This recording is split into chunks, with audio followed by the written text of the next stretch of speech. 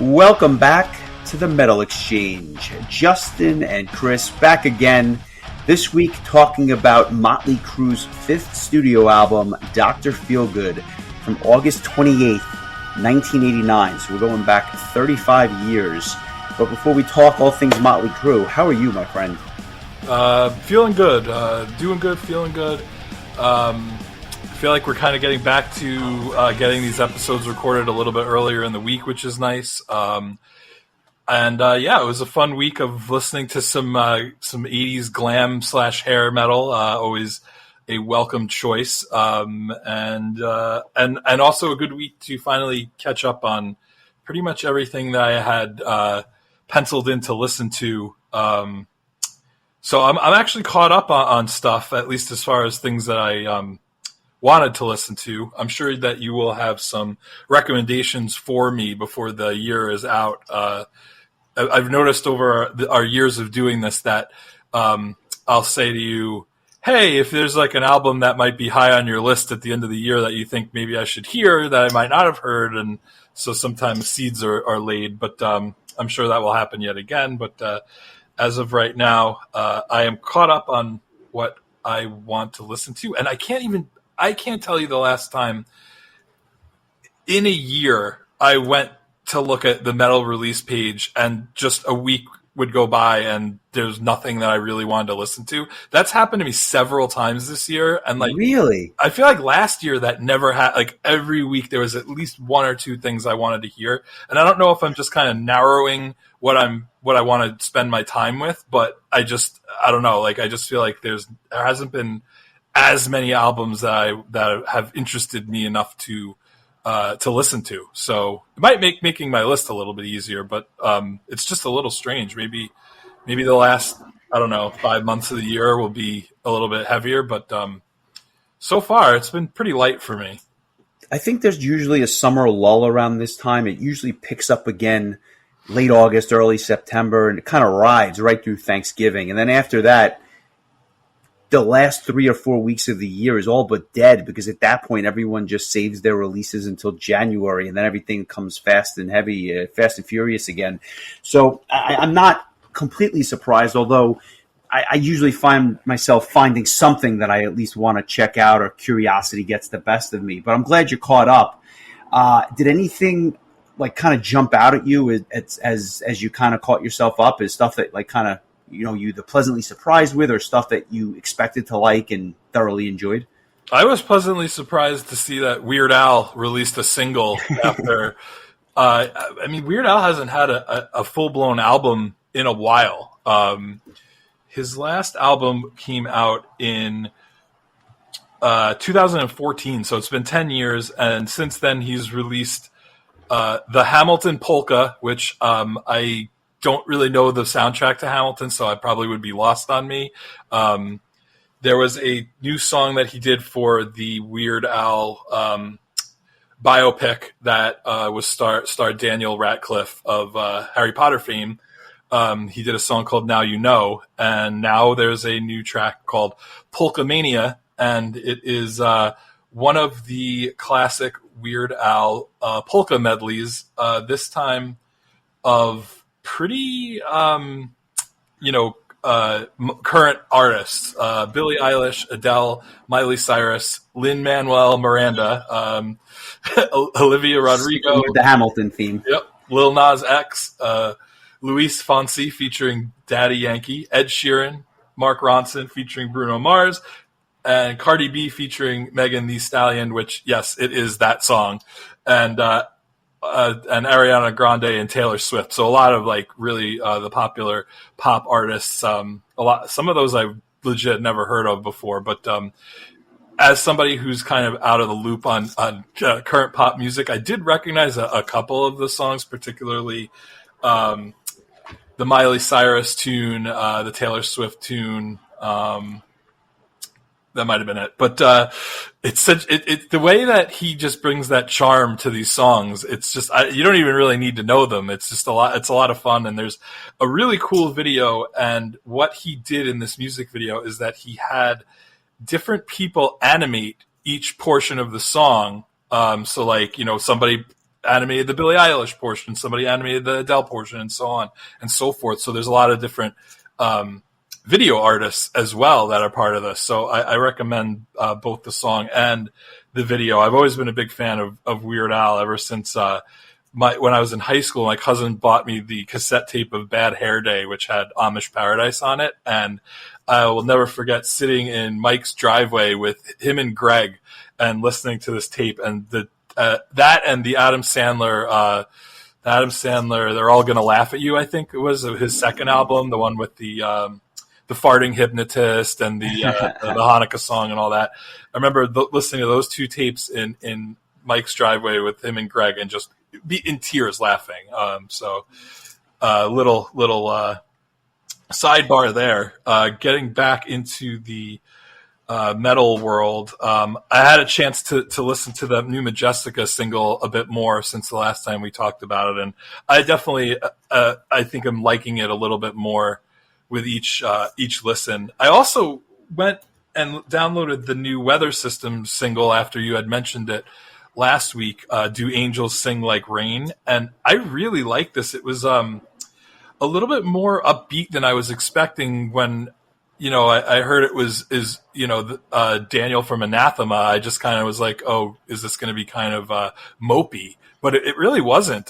So I kind of likened it to kind of one of the more like upbeat Porcupine Tree songs or something in that vein. So I enjoyed that quite a bit. So I'll definitely give that album a shake when it drops. Other than that, I listened to the new Kissin' Dynamite, Orden Ogan, and Visions of Atlantis albums, as well as the new Aeons album on your recommendation. I have a feeling that the others could possibly be on a year-end list, just knowing your taste potentially. What did you think of the Aeons album? I need to go back to it because if I'm being completely honest with you, I was playing a video game while I was listening to it, and I was in and out of sleep. Like, I was so exhausted, and I might have like dozed off at certain parts. I remember liking what I heard. It was like a cool like mix of heavy and like heavy vocals and just like kind of traditional prog metal. So I definitely will go back and listen to this one again. But I remember it was good. The parts that I heard and remember were good. I've been there with the whole I'm like falling asleep while listening to something, but this one I've just gone back to so many times. It's probably one of the biggest surprises of the year in terms of just how much I liked it. And I'd be shocked if it wasn't relatively high on the year-end list at some point, but we've got 6 months to worry about that. What was interesting to me is that there's a band that I haven't heard anything from in 18 years, and all of a sudden they just dropped an EP out of nowhere, and it's kind of interesting because it's an 8-song, 23-minute EP, but it's really, really good, and I keep going back to this as well. The band is called Axamenta. They're actually out of Belgium. Their last album was called Ever Architecture, but it's spelled kind of funky, and I won't bore you with that. But that album came out in 2006 and was just absolutely fantastic. And then you never heard from them again. And then all of a sudden they released this new EP called Spires. I think I said it was 8 tracks. It's actually 7, but nonetheless, it's really 7 acts. So I don't know if it's leading to something else or what have you, but it almost sounds like a movie score. And for those that don't know the band, they are definitely heavy in spots, bordering on either black metal or some sort of like melodic death metal, but they also lean very, very heavy on the prog side, almost like an Aeons in many ways. Definitely worth checking out. And at this point, by far the best EP I've heard this year, and I don't know that it's close. There hasn't been a lot of EPs that kind of caught my attention, but this one just knocked my socks off. So that's cool. And then another band, which I'm just starting to get into on the recommendation from our mutual friend Doug, a band out of Australia called 12 Foot Ninja. I'm not sure if you're familiar with them. Kind of goofy. They do this blend of like proggy, alt rock type of stuff, prog metal.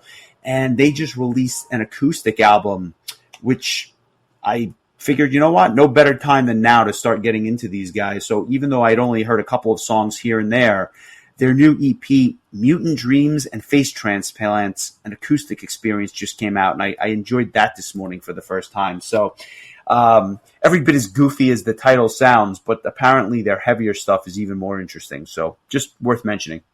Nice. Yeah, I've definitely heard of the band. I don't know that I remember any of the songs off the top of my head, but definitely heard of the. It's the kind of band name you don't forget.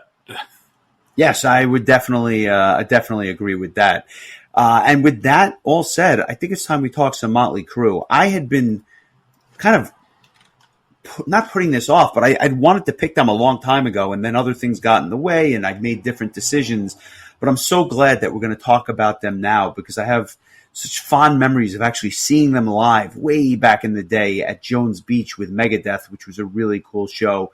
I'd actually gone to see Megadeth open, and obviously that was kind of one of my first forays into Mötley Crüe. At the time, I only knew a handful of songs.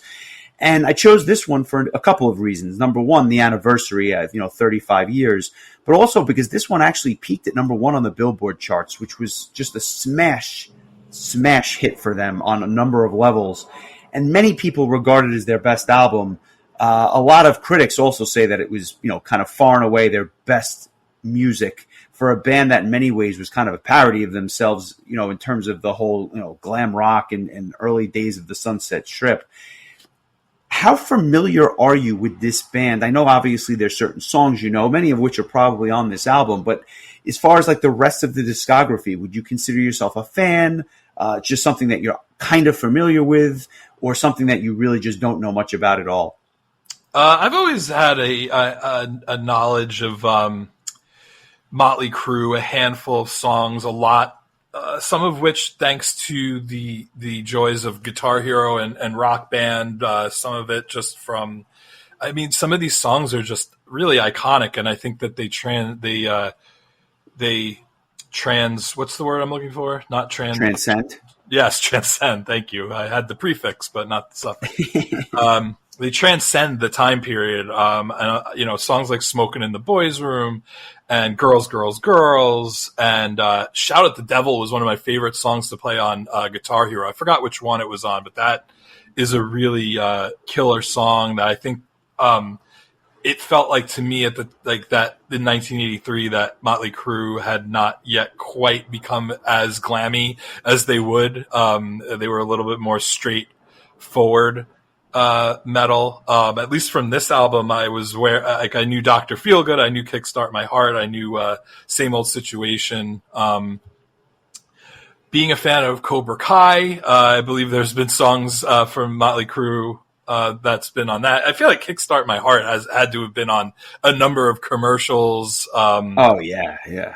And Home Sweet Home just happens to be like one of my favorite 80s power ballads. I think that's such a good song, like that piano intro. And I think that's such a great tune. So I probably know all the most, well-known Mötley Crüe songs. This album, listening to this album was definitely like my first delving into some of the deeper cuts for sure. Definitely outside of the three songs I listened, I think I listened to all of the other songs for the first time this week.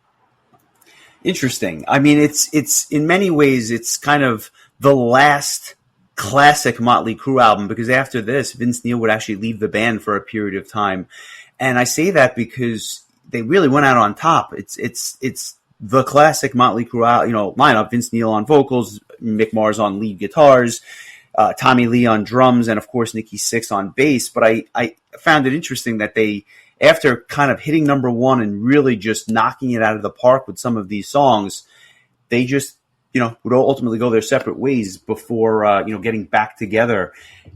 What's interesting to me is I was very familiar with half of this album. The 5 singles, I knew all of these songs exceptionally well.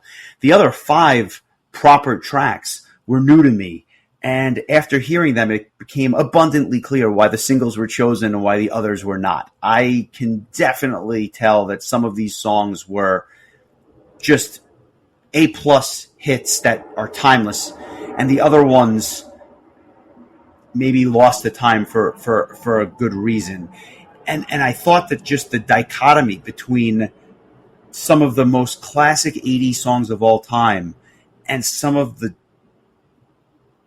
I'll say, trash that's on this album is kind of ironic. I'm not gonna lie. Everything you just said is almost exactly what I thought of this album. So interesting. I think I'm right there with you. Let's just see if we happen to agree on which tracks fall under which category. I think we will, because I think the contrast is so stark that would be surprising if we didn't. But that being said, the whole thing was an enjoyable, easy listen. So even the tracks that I didn't love, you're in, you're out, you're on to the next tune, and it's not far away from just another phenomenal song. So, like I said, if this album was 25 minutes, it would probably be a 10 for me. Unfortunately, it's not. And some of this stuff, like I said, is just not necessarily stuff that I'm dying to go back to. Not that it was difficult to listen to, although there's one track that I cannot stand, but we'll get there. But yeah, that's I think a really good preamble to this. As I mentioned, it came out August 28th of 1989, went right to number 1 on the Billboard charts. And here we are. Let's get into it. This thing starts off with TNT, Terror in Tinseltown. Should we mention the names of the members of this band before we get into it? I did. I mentioned them earlier. Okay, I must have I must have started thinking about Poison and just phased out for a little while there. It's all good. But I talk about Terror in Tinseltown because this is kind of an odd intro. It's very Mötley Crüe. It has that like wild feel to it. And I think it's definitely in line with their gimmick with the police sirens and everything else, but it's kind of cheesy. So it really does scream Mötley Crüe for the 42 seconds that this track takes up on the disc. Yeah, this is the glam metal version of Eruption. Yeah, pretty much. And they don't waste time. They go right into Dr. Feelgood, which, is a song I think everybody knows. It was the first single for the album. It came out the day the album was released. And you're off to the races with this one. Just a classic 80s song. It has a sleaziness to it that I've always enjoyed. And I've talked about bands like Hardcore Superstar and stuff like that on the podcast. It is clear to me that this band was an inspiration for a band like Hardcore Superstar because they borrow a lot of the elements from a song like Dr. Feelgood. That main riff, not complex, but unforgettable. And I think that is a testament to really what the band was doing. And I think a lot of people shit on Vince Neil because he just cannot sing live anymore. But when he's singing on these old albums, whether it's a studio trick or otherwise, I actually enjoy his vocals a lot. And I always have. I just think that, like a James LaBrie, maybe time has gotten in the way a little bit. But this is a chorus that everyone knows and remembers and you sing along to. And surprisingly, in a sense, it didn't age poorly. I actually still like this song after all these years. But I think the guitars are what steal the show because some of these riffs are just unbelievable. On an album full of questionable lyrics, this one is not one of those songs. I think it actually, my understanding is that this was this is the first album Mötley Crüe did after their attempt to kind of clean up from drugs and alcohol. And so this song, I think, takes on a little bit more meaning because of that, because it's literally a song about a drug dealer, which I don't think was terribly difficult to decipher. But it really is, it just really is a really catchy song. This one, I agree with you. This one's still really, is really still effective. It doesn't, I don't know, like it kind of is timeless to me. And I always am happy to hear it. I feel like it's still the type of song that you would still hear at like a sporting event, where they would just play it. The build up at the beginning of the song is really awesome. It's such a great way to like open the album where it's kind of like this build, and then, it kicks into that memorable riff, like you said. And I agree with you on Vince Neil's vocals. I'm a fan of them. He does a good job at kind of doing like that middle register and then jumping into some of those high notes.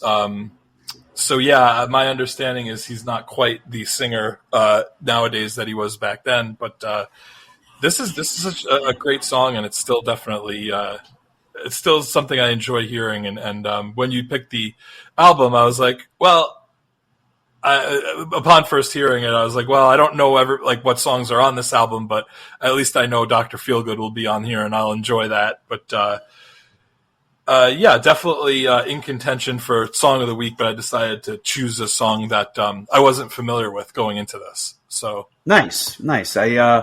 Was it "Slice of Your Pie"? Because this was the first of two. This was the first of two songs in a row that I was really not familiar with at all. I had never heard this. It starts with this acoustic guitar that almost has like a southern twang to it. It's kind of weird in that sense. I was not expecting this from a band from, I guess, California or whatever. In many ways, though, the song is very reminiscent of stuff that was coming out at this time. And otherwise, I thought it was kind of unremarkable. It was not a bad tune by any means. I just thought it was an odd choice for the second song after this banger of a tune with all the hits that would come after this. Kind of weird. But what I loved about it, believe it or not, was the instrumental section, because it was the instrumental section and the bridge specifically reminded me so much of the Beatles that I was not expecting like a nod to, late era Beatles stuff, but there you had it. What was your thoughts on Slice of Your Pie, and is this one of the better non-single tracks for you? That is, that's a really great comparison that I did not really think of, and now that I'm like listening to that part again, it's like, yeah, that actually makes complete sense. I didn't really love this song. I feel like thanks to Steel Panther, the whole like subtle innuendo thing is so, it feels so tame, in comparison, where like Slice of Your Pie, like Steel Panther would just come right out and say it. I'm not going to get too creative here. It is at least a PG rated show, but you catch my drift. I'm sure they have a song that is basically the same, same idea, just a lot more vulgar. And it makes me think of like Cherry Pie, which that was Warrant, right? Yep. I don't know. It's just kind of like that silly 80s, like we're trying to be cute with our innuendo, but now it comes across as kind of like ham-fisted and lame. So the song itself is fine. It's like you said, it slows down. It's like this kind of mid-tempo, almost like a blues rock kind of vibe to it. Yeah, it's all right. I actually much prefer the next track, if I'm being honest. So Rattlesnake Shake, the third track, I'm at a loss for words with this track because it's terrible. Okay, I want to be as clear as I can be. It's a terrible tune, and it was one of the most endearing songs on the album. Like, there is something so terrible about this, but I cannot stop listening to it. And I even have in my notes, like, what did Chris make of this track? So I'll say it this way. I think the guitars and the bass in particular are really good. The chorus was interesting because all of a sudden there's this brass section, what I think is a trumpet, and I'm like, what the hell is going on? And I'm like, is that Nick or is that Ryan, like, all of a sudden playing on this album? It made no sense. It was like When the Sinner goes glam. Like, the whole thing was bizarre to me, and I want to hate it. I want to hate the lyrics. I want to hate the big band elements. I want to hear the little Richard keyboards like section, but it's so catchy that I can't hate it. And so, cheers to Mötley Crüe. Rattlesnake Shake, not my song of the week, but definitely my biggest surprise of the week. Yeah, I think I would say the same as well. Like I think the first time I listened to the album, I was just kind of like, oh, this was unexpected. And then the more and more I listened to it, this was like one that I really quite enjoyed, especially because it just has this kind of this like just fun vibe to it. And like you said, that brass section really, like, it colors the song so that it really stands out in a way that that no other song really quite does on this album. So I don't know, fun tune. I feel like if they didn't make a music video for this, they should have, because I feel like they could have had a lot of fun with like some visuals that would go along with this. But yeah, I agree. Like, it was kind of a surprising tune. Like, I'm surprised I enjoyed it quite as much as I did, and it sounds like you did as well. I did, and I have no right to say that, but you can almost see the video with like David Lee Roth showing up for no other reason than it just feels like he should just pop his head out during the song. Well, if you look at all the whatever you call it, guest appearances on this album, like everyone that that made a guest appearance on this album could have been in the video. Like everyone from Steven Tyler to Bryan Adams, for Christ's sake. So I mean 1989. What a time to be alive! Like MTV's greatest hits, 1989. Like all it was missing is Madonna and Michael Jackson, and then you'd have and Bruce Springsteen. You'll be all set. I don't disagree with you. The next single that comes out is "Kickstart My Heart." It comes out November 20th. It's the next track on the album. I think it's my favorite Mötley Crüe song of all time. I'm not making it my song of the week, but every time I hear this song, whether it's on satellite radio, back in the day when I first got into the band a little bit, it has everything I want. It's interesting, though, that they placed it kind of in the middle of this album. Could have opened with it potentially, but they decide to kind of throw it in the middle. But once that engine revs, you are off to the races. A phenomenal riff, great drums. I love the verses. I love the chorus. It just has that really big feel to it. And Vince Neil, for my money, probably sounds better on this track than he does on any Mötley Crüe song. And even the backing like vocals that kind of support the leads really just kind of lend the power to this thing. Just a great song. The bridge kind of comes down a little bit, takes everything down, and then all of a sudden you have a Vince Neil's vocal solo, and then you're off to the races and the song ends. Easy song of the week candidate, just not the one I'm going with. Yeah, I same for me too. Like if it wasn't for what I actually chose, this probably would be my choice. Just much like Dr. Feelgood, there's never a bad time to hear this song. I don't know if you remember the music video, but at the beginning of it, Sam Kinison is the chauffeur driving the band to the whiskey in a 1946 Buick ambulance. I mean, talk about a sign of the times. Sam Kinison was like just the consummate 80s comedian, stand-up comedian. But interesting background on the song itself. Nicki Sixx wrote the song while the band was already working on the album. He was playing acoustic guitar in his house while scribbling words on a piece of paper. And when the group's former manager read the words, he encouraged Nicki to share it with the rest of the band. He was reluctant, but eventually did show the band, and the track came together quickly. And for those who know the story, the phrase "Kickstart My Heart" supposedly refers to Nicki Sixx's overdose, where a paramedic supposedly injected his heart with adrenaline, though Guns N' Roses drummer Steven Adler disputes the accuracy of the story, saying that he was the one who revived Nicki Sixx prior to the paramedics arriving. That being said, does not take away from the song whatsoever. This is a real banger of a tune. Whenever I hear it, I picture like race cars and like just 100% speed, just things going quite fast. You know, like I can see Mike Crea using this song over Fast and Furious clips on a Power Hour. Like it's just that's what I picture. Also, I should mention it also has that Bon Jovi. I don't know what it is that makes that sound. I think Richie Sambora used to do it in Bon Jovi, but that kind of like, I don't know how do you describe that sound? It just makes me think of Bon Jovi. It's like that mouth sound thing. Yes, which is basically they're playing with the whole. How do you explain it? They're kind of playing with the sound effects with his mouth. They do it live all the time. Yeah, I guess is it a talk box? Is that what it's? Yeah, a talk box. I think that's right. Peter Frampton, I think, was most notably used it on Frampton Comes Alive, and that's an album we definitely should do at some point, maybe next year.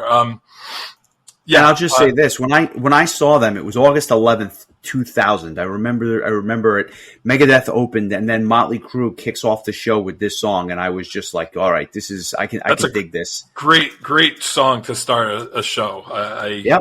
That's a really great choice. And they would go right into Same Old Situation, which we'll talk about briefly. I have a question for you. Who was the singer for Mötley Crüe after Vince Neil left after this album? So here, it's very interesting you say that. I believe, and obviously I can be corrected, but basically Vince Neil leaves the band, I think it's around like 93, 94, and then John Corabi takes over before Vince Neil goes back into the fold around 98. Okay. Yeah. So I think just to get the dates exact, it was Karabi took over 92 to 97 back, and then Neil goes back in the fold in 98, and then I wound up seeing them 2 years later. Although admittedly, I saw them without Tommy Lee. At the time, they had actually had a female drummer that was was playing the drums. So I never got to see the original lineup, but it was still a really memorable show and one of my first concerts, I think, back in the day, because I wasn't even in college yet. So nice. How was his vocals back then? Do you remember them? I don't know that I was the or? most discerning of listeners, but it was certainly markedly better than it is 25 years later. Just like night and day. We get to the next track, which is "Without You," the big ballad on the album. I have a feeling you like this one, but I want to hear it from you. I like this one. Tell me more. I gotta tell you, like Mötley Crüe, they write a hell of a ballad, man. It's great stuff. Like it still has the guitar solos and stuff, but it's just has like a really great emotional pull to it. The song is said to be about Heather Locklear because Tommy Lee was in a relationship with her. His list is quite impressive, but yeah, it's just I think it's like not terribly different from Home Sweet Home. Maybe doesn't have like that quite that like anthemic feel to it, but it's just a really nice, like just enjoyable power ballad. So yeah, I did like this one too. I actually kind of, other than the songs I already knew going into this, I enjoyed the slower tunes more than the other ones, and it's like it's actually nice. It's not like crude or like they're trying to use double entendres or whatever. Like it's just there's no innuendo on this. It's just a nice love song, and quite frankly, it's not the only one that they wrote in their career. This is a really nice piece of music. It also has a southern feel to it. I don't know if that was just an inspiration of theirs or whatnot, but simple lyrics, but awesome vocal lines. I think the verses are even better than the chorus. And even the guitar solo is just like really simple, but well done. It's probably better than it has any right to be insofar as it's just so simple, but there's a beauty in that. And it's just a very easy listen. Yep, and this was another one that was a single, which I did not know because I wasn't familiar with this song going into it. And there's a music video for this, which I've never seen. So I can see why they chose it, though, because probably with the success of Home Sweet Home as a power ballad in the past, it seemed only like it was a matter of time before they would release one as a single from this album. And this was the third single after Dr. Feelgood and Kickstart My Heart. Yeah, and then right into Same Old Situation. So they really go into 3 singles in a row. Same Old Situation would be the fifth and final single from the album, which came out probably 9 months after the album was released. This is another classic, definitely more upbeat, definitely heavier. And I think in many ways, to Tommy Lee's credit, he kind of holds this thing together with his drum fills. Kind of cool verses, but the chorus is just so infectious and gets stuck in your head. Interestingly enough, the guitar solo actually reminds me a lot of what I was hearing in Nashville in like the country bars, just because it's not a shredding neoclassical guitar solo. It has more of, again, that like country twang to it, and was, again, very reminiscent of what I heard just a few weeks ago. It's a little repetitive, but it's so catchy that I give it a pass. You're going to laugh, but this song, like the chorus of it reminds me of Lynyrd Skynyrd. So like, yeah, I get it. Yeah, it's got a country-ish kind of vibe to it. It reminded me of "What's Your Name" by Lynyrd Skynyrd. Nice. But also, I think that the construction of the song is quite similar to "Girls, Girls, Girls" in a lot of ways. I feel like it's kind of similar to that. Not the chorus, but like the verses. But the chorus is catchy as hell. It's a song that just sticks in your head. It's got that like layered vocal, classic, glam anthemic chorus. It's just super catchy. I like this one a lot, and I probably knew it slightly less than Dr. Feelgood and Kickstart My Heart, but I definitely remember this track well. I just think I heard the other two a lot more. But this is definitely one that I think transcended the 80s. So yeah, really good tune, and probably another song of the week candidate for me, for sure. Yeah, I'm a fan as well. I'm not choosing it. And I'm not choosing Sticky Sweet either, the next one. There's a run of three out of the next 4 songs are just not so great. Sticky Sweet being the first one. This is Steel Panther before there was a Steel Panther. It really is, and I'm glad you mentioned them earlier. I think the verses are actually pretty good, but the chorus kind of sucks, and I'm just not into it. Steel Panther at Disney World. Yeah, there you go. This is Steel Panther at the Magic Kingdom. This song is just too repetitive and for lack of a better word, it's just too sweet. It's like this artificial sweetness to the song, which I don't particularly enjoy. But again, the verses are good, but the instrumental section doesn't land for me either. And again, I can see why certain songs are hits, and this is not one of them. I don't know that you necessarily liked it any better than I did, but you tell me. No, it goes back to like what I was saying about Slice of Your Pie, where it's like it feels very ham-fisted, but it's not as good of a song as Slice of Your Pie, and I think that's right. That's makes it even less appealing, to be honest with you. It's very repetitive. It's very like almost juvenile in a way. I can't believe that they said "sticky sweet" that many times in the song. Like, did Def Leppard sue them after this song came out? If they didn't, they probably should have. Yeah, it's. I mean, I don't think it's a bad song, but it's probably I'd argue it's my least favorite song on the album. Really? Okay. Well, I see. I don't hate it that much because I do think the verses have a redeeming quality. And there's another song that I hate more. Surprisingly, it's not "She Goes Down," which I think suffers from the same problem as "Sticky Sweet." But it is fitting that they would go after one another. But that's a story for another day entirely. Cool riff, kind of an accessible beat. It's just a little bit too much cheese for me. I think it's good insofar that it's buried on the back half of this album. It's just kind of there. It doesn't really separate itself or do anything that's so distinct from the rest of the album that it makes it very remarkable.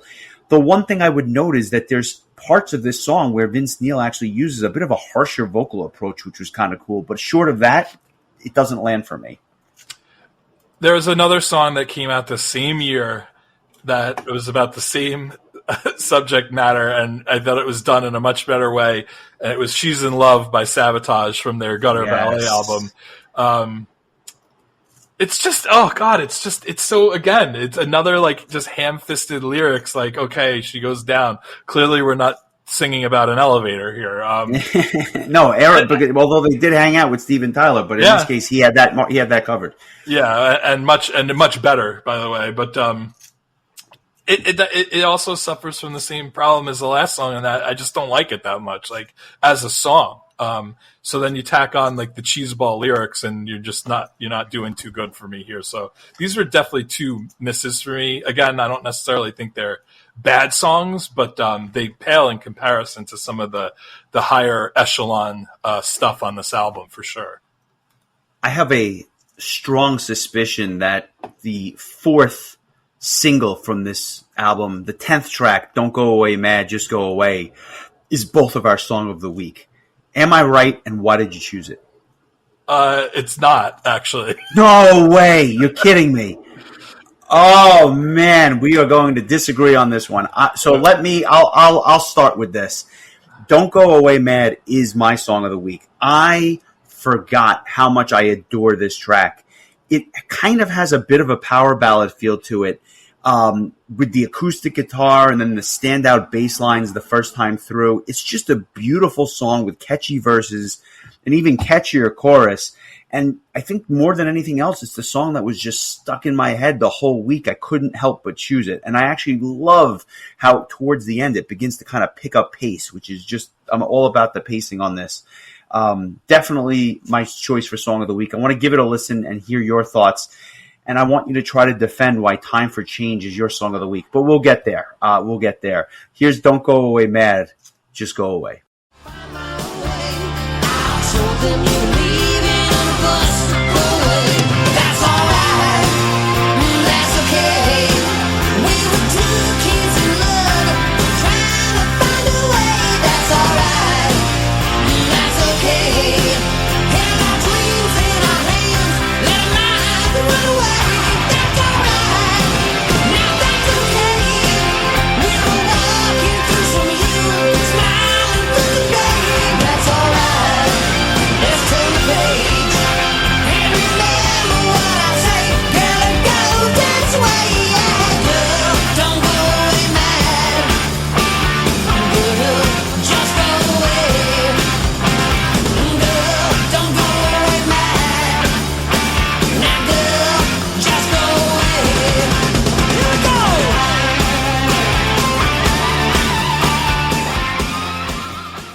So that is "Don't Go Away Mad, Just Go Away," my song of the week. Your thoughts on this tune? Again, it was released as a single, so it's not a forgotten track by any means. I just forgot how much I enjoyed it.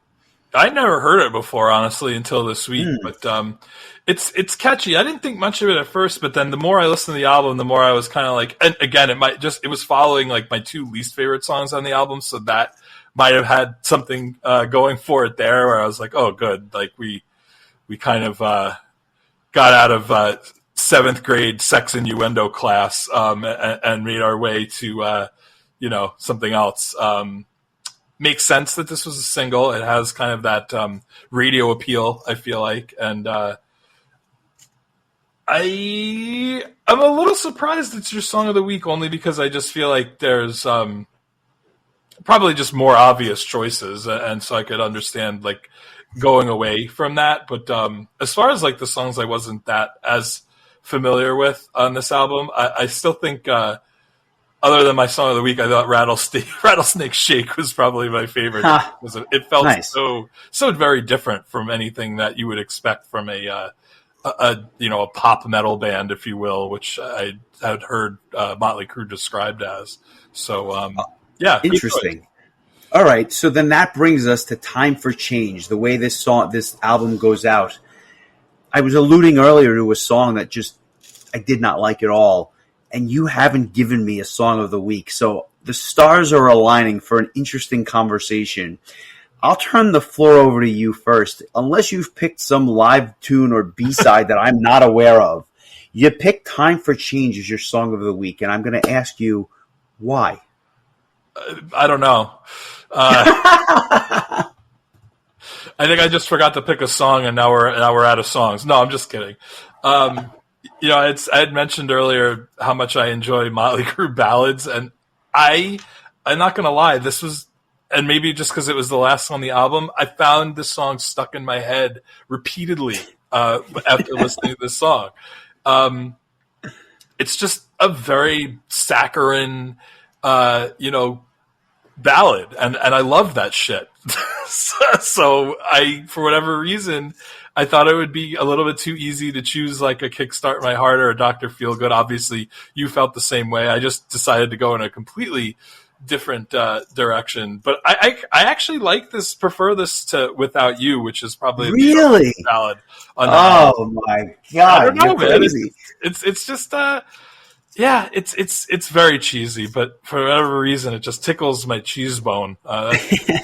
I guess I'm joining the great lyricists of Mötley Crüe's path with that one. But yeah, I mean, I could completely understand why you wouldn't like the song, but I don't know. It just worked for me, and this might, I don't know, maybe years from now I'll go back and listen to this and be embarrassed. But this is just being honest. This is what worked for me this week. I appreciate it. I'm not shitting on you. I'm just shitting on your opinion because I completely disagree with it. But no, kidding aside, let's give it a listen, and I'll explain why I have a distaste for this one. But this is Time for Change.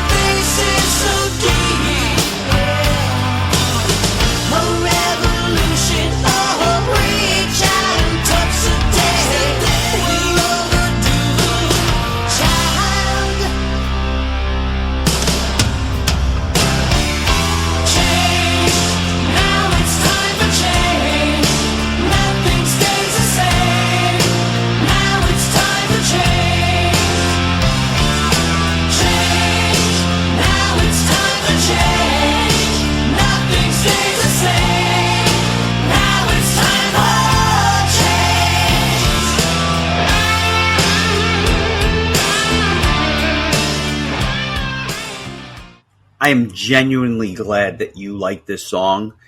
I think that had the album stopped before this track, the album would have been better off for it. This is, this is again just my opinion, and we can agree to disagree. I think it's the worst song on the album, and I'm not sure that it's really close. I think it's repetitive, and the words that I actually had written down grating on my ears. It just didn't fit for me. And for some reason, it's like kind of a ballad. I agree.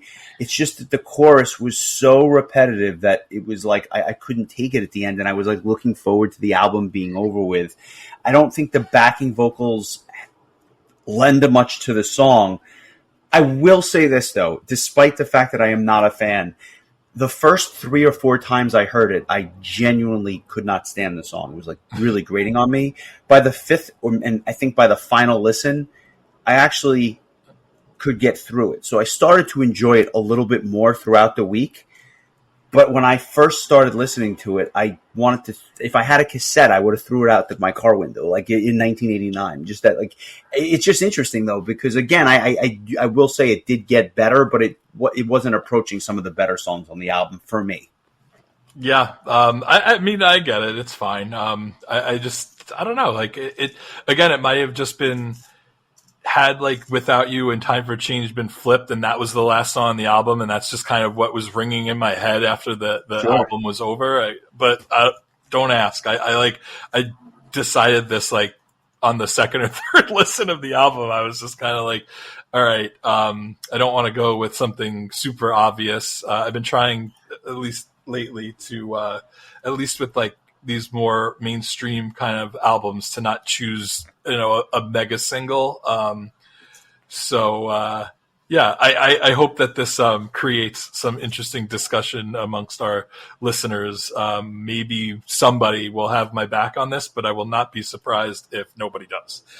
Or maybe I'm in the minority and I'm crazy and it should have been the 6th single. But that being said, I thought it was interesting. Bob Rock, that produced this album, he did such a good job, or at least the guys from Metallica thought that he did such a good job, that he would go on to produce the Black Album just a year later. So they were obviously onto something with their sound on this, and it was obviously a very polished, a little less gritty sound than they had on some of their earlier releases. But all in all, I think that when half the album is released as singles and are songs that we're still talking about favorably to this day, they did something right here. It's just, for my money, not Operation Mindcrime, where every song was a 10. This was, certain songs were a 10 and other songs were a little less than. But by and large, I'm very happy that we covered it. I'm curious if you have a score that reflects that, or if, where you kind of land on this one. I'll quote some of the critics, because I think there's a great quote about this album, and it's the critics remark the renewed energy and entertaining values that permeate the album, bringing the listeners in a world of everlasting party where they savored the joys of trashy, unapologetically decadent fun. And I think that that's a really well said kind of wrap up of this album. They also said Bob Rock's meticulous production was universally praised, in particular for affording the band the ability to write stronger melodic hooks without losing the hard rock sound they so coveted, and for the power of the guitar riffs. And I can't really disagree with any of that. But then also there's kind of the negative point of view where Canadian journalist Martin Popoff wrote that Dr. Feelgood is an album made by a dumb band trying really hard, while a BBC music reviewer declared it a glitzy, flashy experience, ultimately shallow and narcissistic. And my favorite quote of all, other critics stated that Mötley Crüe are not out to win humanitarian awards or impress us with lyrical muscle, but to rock hard. And that they do. Yeah, well, there you have it. Like I said, I'm not surprised that there's mixed reviews across the board, because the highs are very high, some of the lows a bit lower. But scale of 1 to 10, where do you fall on this thing? I also want to throw out this fun little piece of trivia, which I think you'll get a kick out of. Dr. Feelgood and Kickstart My Heart were nominated for Grammy Awards for Best Hard Rock Performance in 1990 and 1991, respectively. They lost both years to Jethro Tull. No, I'm just kidding. They lost both years to Living Colour, if you can believe that. No, I know one Living Color song to this day. So, I'm guessing one of them was what won the one year. I can't even imagine what the other one was because I don't know any other Living Color. Maybe it won again because everyone loves that song, Cult of Personality. If CM Punk had anything to say about it. I'm sure he did. But anyway, I think I've delayed my response to you long enough. I'm giving this one a 7 out of 10. I thought it was a very enjoyable, fun album. I thought that even though there was some kind of lesser tracks that were a little bit goofy, I think that the strong stuff really held its end of the bargain. It wasn't overly long. It was an easy, like I think you said, easy earlier, like an easy listen, and I couldn't agree more. It was just very easy, very fun, very light, and I think some of the songs I really enjoyed really kind of pushed it out of that kind of like 5 like average area and pushed it closer to the. I thought 7 was exactly where that's where my head was at. So I am right there with you. It's a 7 for me as well, and pretty much for the same reasons. I think that there were 3 or 4 tracks that brought it down considerably, but the strong tunes on this album just kind of raise it up a little bit. It's hard for me to get it into anything higher though, because I just think it's quite unbalanced. And when half the album is great and half the album is maybe not so great, I can't give it a score that reflects anything higher than a 7. So interesting choice. I'm glad we got to cover it. And I'm sure at some point we'll go back and do some more Mötley Crüe because there's a lot more to talk about when it comes to their stuff, especially early on in their career with some of those albums earlier in the 80s. So good times with that. I just want to mention a couple of brief news items before we get to next week's album, which is obviously by request. The first is that Lacuna Coil, a band that we have not really talked about in long form, but that have come up at least a couple of times during our conversations. They're putting the finishing touches on their new studio album. It's unclear exactly when it's going to be released. I have to think it's going to be sometime next year, but always looking forward to new albums from Lacuna Coil. They have consistently made some really good songs, some stuff that I don't care for quite as much, but I will be checking that out when it comes out. And another band, Testament, is wrapping up their album. It should be wrapped up by the end of the year. I think we can expect a release from them in the not-so-distant future, so I would put them in the Lacuna Coil camp. Testament back with a new album very, very soon. And the question that I actually want to pose to you, Jane's Addiction has released their first single in 34 years with their classic lineup. And my question for you is, are you a fan of this band? Because I never was, but I know that a lot of people are. I am a fan of the very few songs that I know by them, and their very obvious songs, Been Caught Stealing, Jane Says. There's another one that I could hear it in my head, and I don't remember what it's called, but it was another song that I remember enjoying quite a bit on Guitar Hero, and I will pull it up on my iTunes right now so that I can go to sleep comfortably tonight. Stop is the name of the song, which is from the same album as Been Caught Stealing, which probably was their most well-known album, Ritual De Lo Habitual from 1990. But I would be very curious to hear what 2024 Jane's Addiction sounds like, so I'll have to check that out. I've never really been a fan of this band, but when a band gets together after that many years, if nothing else, it piques my curiosity. So kudos to them. And that brings us to next week. First, before we get to next week's album, though, I want to give everyone a thanks for those that are following us. Thank you, especially to all of our Patreon members. We love the support. We appreciate you for all that you do for the podcast. And if you like what you hear, please give us a like and a follow. It does help other people find the show. But next week, we're doing something that I'm excited to talk about, and that's because it is the first Bruce Dickinson solo album, Accident of Birth, an album which I had heard once or twice back in the day, but I'm not familiar with at all. I was much more familiar with The Chemical Wedding and some of the other solo releases that would come out after this. And I guess I shouldn't say it was his first, it was his fourth. I'm sorry, I misspoke. His fourth studio album, but it's the first one we're discussing. Yes, exactly. And so this is kind of right in the wheelhouse of his solo effort. He's firmly out of Iron Maiden at this point, and like I said, I would really get into him after this album with The Chemical Wedding, which came out, I think, a year or two later. But are you familiar with anything from this album, or is it a new one for you as well? I don't think so. I might have heard Dark Side of Aquarius a couple of times, but I think that's about it. My knowledge of Bruce Dickinson's solo material is not strong. I probably listened to more from his album that came out this year than anything else he's ever done. So this is going to be really interesting for me. I call me, whatever, but it never really dawned on me for all these years that, like, while Bruce Dickinson was not in Iron Maiden, he might have been off on his own recording solo material, and clearly he was.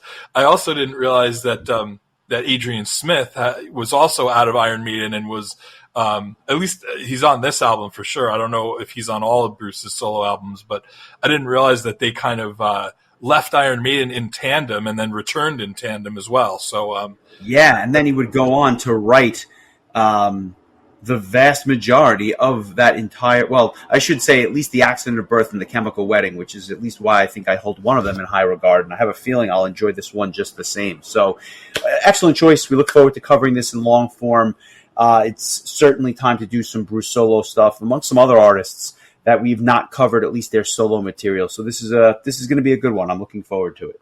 Yeah, me too. This is definitely something like that. Again, like this week, not only am I not familiar with most of the album, I'm not familiar with any of it. So it'll be all new to me. So I look forward to checking this one out. Our friend Chris, I guess we should probably say Chris C. We got a number of Chris's involved in this, at least on our Patreon.